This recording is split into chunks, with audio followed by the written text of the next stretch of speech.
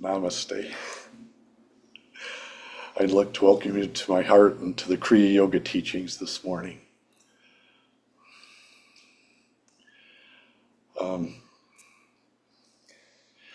We have two heart centers. We have a lower heart center, which is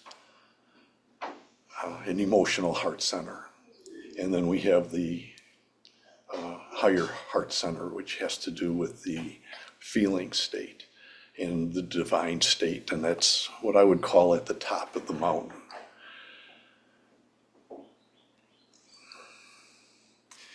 And that point is where the pineal gland is at. And it's also the Ba center. We have 6 chakras, and they each have sounds that are associated with them. So we start at the bottom with the Om. And at the Om center, base of the spine, we move up Na, then we go to Ma, Bo, and Baha with an H. And that gets us to the heart center. And then we go Be, and then Ba, Om Namo Ba, Ga, Ba. And we're back up at the sun center.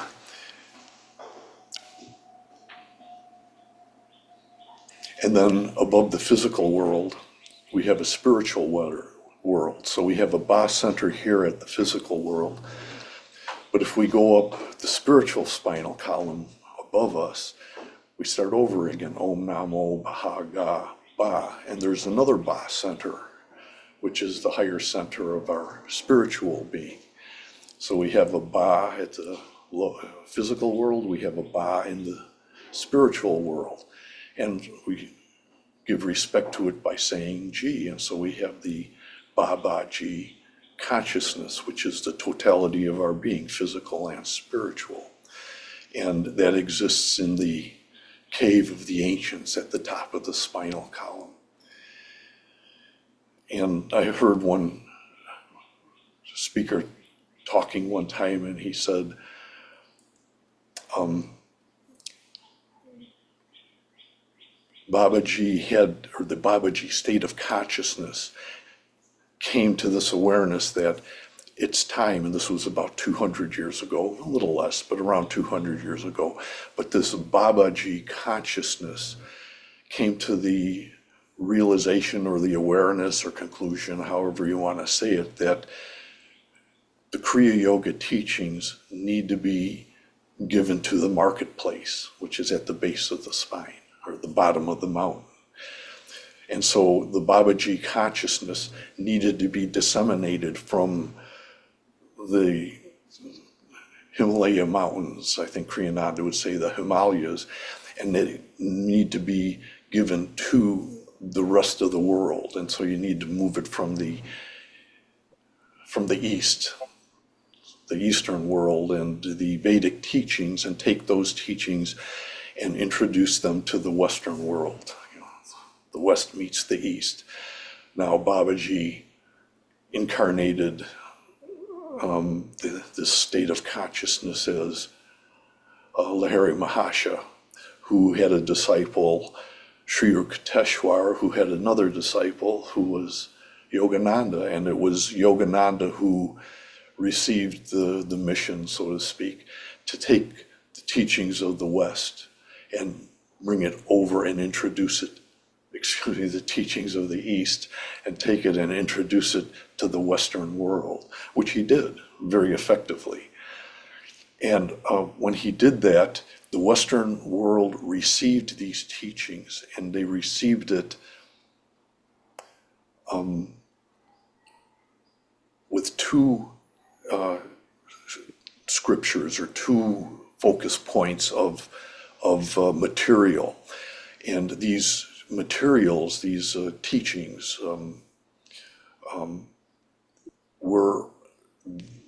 that were transmitted and received by the Western world were, number 1, the Yoga Sutras, and number 2, the Gita. So when the Eastern world met the Western world, and this was true in the Eastern world too, the East mind state of mind, also kind of latched onto, if I can say it that way, these two particular texts. And so they became very popular, the Yoga Sutras and the Gita. Now, I don't think it's a coincidence. I think it's just something that had to happen, where it wasn't one text that came across, but it was two, because the Yoga Sutras were, it was a text that was very detailed. It was very technique oriented, and giving techniques, and the techniques had to be done very precisely, including techniques of lifestyle. And so the lifestyle that came across with these teachings, the Yoga Sutra teachings, was very austere and technique oriented. And that became a text where the Western mind associated with it, except for one thing. It was very austere, it was very dry. And so there was another text which came across with it, again, as I mentioned before, which was the Gita. And the Gita became very popular because it was kind of the left hand and right hand of the whole system, where the Yoga Sutras were dry and very technical and detail oriented. The Gita was more emotional, if I can. You can attach to it emotionally. You read the sutras and they say, now yoga. And you say, okay, well, what does that mean? And you have to start to explain it. You go over to the Gita, and the Gita starts talking about, well, there's this war, this battle that's going on. And okay, so here's something exciting right away. And so you can emotionally attach to it. So you had the techniques and the detail from one side, and now you had this emotional attachment that you could have. And you have not only that, but you have Arjuna, who's this symbolic man. Okay, I can relate to that very easily, talking to God. And even that I can relate to. Everybody in their own way talks to God. And so the Gita was a very personal text, which was given to us from the Eastern tradition. It was given to the Western tradition, but it was a text that people could relate to, people could associate with, and could really get into. And so it was a text for the householder. The Yoga Sutras were a text for the more spiritually disciplined and austere type of mind and intellect. And between the two of them, you work with both of them, you come up with really a very nice combination of details and techniques, and you mix that with this idea of this war, this battle going on, and you say, okay, well, maybe it's a symbolic battle, but there's actually a real battle. And then you have also this connection with God and divinity and that which is divine. And so Krishna is the symbolic God symbol, whereas Arjuna is the symbolic man. And this was introduced to the Western world. It was popular in the Eastern world also. It became popular in the Western world. The two came together in what I call the East meeting the West. And this was transmitted to this country, to the Western world, by Yogananda. And he did a very good job of it. Now, there's similarities that go along with these two texts. The primary goal of both the Gita and the sutras, the Yoga Sutras, is liberation. There's this idea that we're kind of enmeshed in this world. We're involved in this world, and we're so enmeshed and entangled in this world that we're kind of stuck here. The idea of the sutras is to get us unstuck from this physical world. The same is true of the Gita. We're enmeshed in this world, we're in this battle, and you can say the battle is, you can go all the way from, well, I have a battle at work when I go to work. I'm battling with my boss, or I'm battling with trying to sell something. I want to sell something for $15 and somebody else wants to pay $10. And so I get into this battle with them. Well, let's come to some agreement. You go from that type of battle, symbolic battle, all the way up to actually physical battles that people can have with each other. And again, it's this relationship of the Gita, which relates to the householder. And the idea is liberation. We got to somehow pull ourselves out of this. The Yoga Sutras use kaivalya. The term is kaivalya, and that's liberation through mental stillness. And so the Yoga Sutras say what you need to do is, the mind is like a monkey mind, and it's so active, it's distracting us, it's keeping us attached to this world. We need to pull our mind out of that. The Gita says we have liberation also. That's the goal, is to liberate from this world, but we do it through moksha. And moksha has an implication of the way we're going to do it is by having this union with God. And so what the Gita does is it says we're going to liberate from this world by devotion to Krishna, and Krishna is God. And so the Gita integrates karma yoga, which is spiritual action, with bhakti yoga, which is selfless devotion. And those two come together, this idea of devotion, and that's what's used to separate us from the physical world and move us to this liberated state. In the Yoga Sutras, the focus of attention, the core practice is the ashtangas, the 8 stages of yoga. And the Yoga Sutras was very disciplined and very intense discipline to reach this state of liberation. And it was through the ashtangas. The Gita, on the other hand, instead of this very disciplined ashtanga relationship, was more dealing with bhakti and bhakti yoga. Bhakti meaning devotion. And so Krishna says to Arjuna, if you want to be liberated, if you want to, so to speak, get off the battlefield, just devote your life to me. And that's it. So it's pure devotion. You devote your entire life to me. And Krishna actually says that in the Gita. Now, translating that slightly, what that means is, and what Krishna was trying to say is, the objective, in order to get liberation, what we need to do is, terms that are used are klista and aklista, which has to do with the mind, the fluctuations of the mind. And what we do is our mind grabs a hold of things in this world and it tries to possess them. And this is what causes reincarnation. So what you need to do is you need to devote yourself to your life, to do things in life, but not to have expectations of reward afterwards. You do what you do without expectation. And I think implied in that is emotional expectations.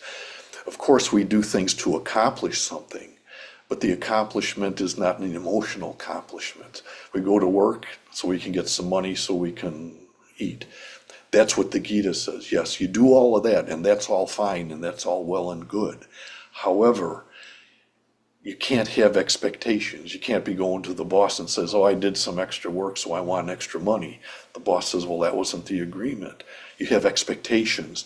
And when the expectations aren't met, it causes the mind to become attached to this world. It says, I need to do something to rectify the situation. We get attached to this mind. So the Gita moves away from that, and it says, you can work and you should work, but don't have expectations from the work that you do.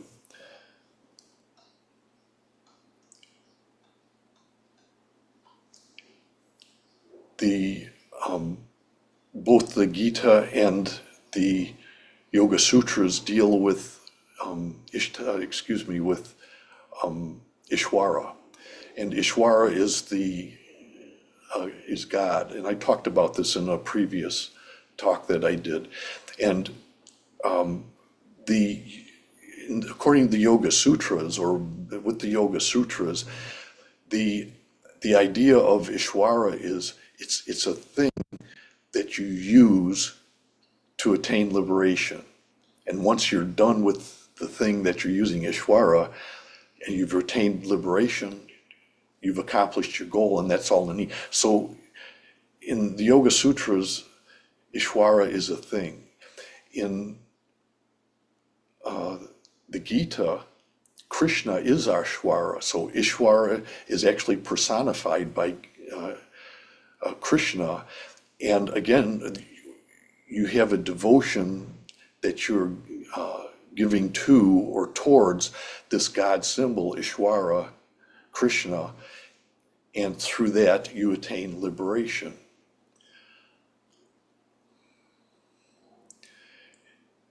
In the Yoga Sutras, the way this is done is through mind control.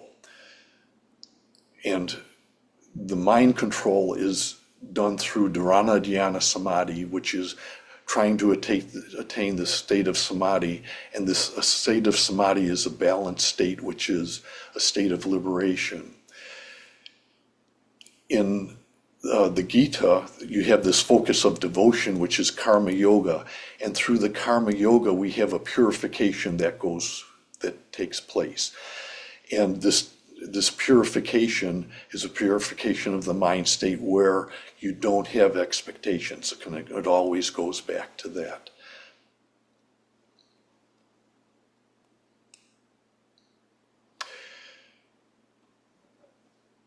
And so with that, I kind of come to the conclusion of the meditation or the talk this morning, where the Western mind, and really the Eastern mind also, has taken these two ideas and these two concepts, and they've melded the two together and come up with kind of a blended practice where there's the part of it is technique oriented, and the other part of it is devotion oriented. So we take the techniques and the devotion towards Ishvara or Krishna, which if you choose that, and through that we work towards attaining this state of liberation. And this morning, what I've tried to do is kind of give an idea, a couple thoughts, just a couple ideas. That's the idea of these 20-minute lectures, is give you something to think about here and there, a thought here, a thought there, whatever is attractive to you, and then maybe meditate on it for the next month or the next few weeks, is what I like to say. So it's to give you a thought or a couple thoughts, and then you take something and then meditate on it. And with that, I'll close. May the root of silence support you. May the inner sun illumine you. And may the sacred sound of Om carry your wisdom with peace and with love. Om Shanti, Shanti, Shanti. And then if we could just maybe stop and meditate for 10 or 15 seconds with the eyes closed, the attention focused between the eyes at the root of the nose.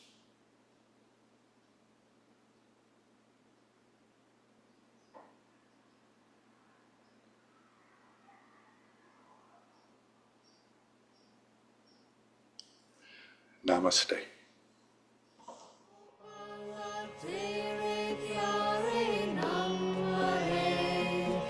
Nandalala Tere Pyare Nam